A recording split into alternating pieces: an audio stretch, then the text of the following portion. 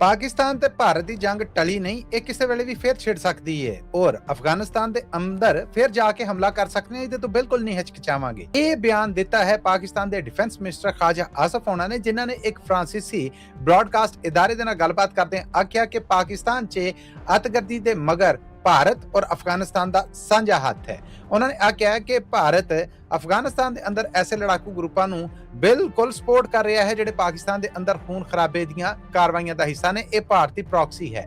ਸਾਡੀ ਤਾਲਿਬਾਨ ਦੇ ਨਾਲ ਜੇ ਉਹ ਅਮਨ ਦੀ ਜ਼ਮਾਨਤ ਦਿੰਦੇ ਨੇ, ਹਮਲੇ ਰੋਕਣ ਦੀ ਜ਼ਮਾਨਤ ਦਿੰਦੇ ਨੇ, ਤੇ ਕੋਈ ਲੜਾਈ ਨਹੀਂ ਹੈ। ਪਰ ਜਦੋਂ ਉਧਰੋਂ ਪਾਕਿਸਤਾਨ ਵਾਲੇ ਪਾਸੇ ਹਮਲਾ ਹੋਏਗਾ ਤੇ ਪਾਕਿਸਤਾਨ ਅਫਗਾਨਿਸਤਾਨ ਦੇ ਅੰਦਰ ਜਾ ਕੇ ਪਹਿਲਾਂ ਵੀ ਹਮਲੇ ਕਰਦਾ ਆ, ਹੁਣ ਵੀ ਕਰ ਸਕਨੇ ਆ ਔਰ ਅੱਗੇ ਤੋਂ ਵੀ ਹਿਚਕਿਚਾਵਾਂਗੇ ਨਹੀਂ। ਨਾਲ ਹੀ ਉਹਨਾਂ ਨੇ ਇਹ ਆਖਿਆ ਕਿ ਪਾਕਿਸਤਾਨ ਔਰ ਭਾਰਤ ਦੀ ਜੰਗ ਦੇ ਵਿੱਚ ਬਿਲਕੁਲ ਦੁਨੀਆ ਨੂੰ ਜੋ ਉਮੀਦ ਨਹੀਂ ਸੀ ਪਾਕਿਸਤਾਨ ਨੇ ਉਹ ਕਰ ਵਿਖਾਇਆ। ਭਾਰਤ ਨੂੰ ਪੂਰੀ ਦੁਨੀਆ ਦੇ ਵਿੱਚ ਬਦਨਾਮੀ ਹੈ ਜਿਹੜੀ ਉਹ ਚੱਲਣੀ ਪਈ।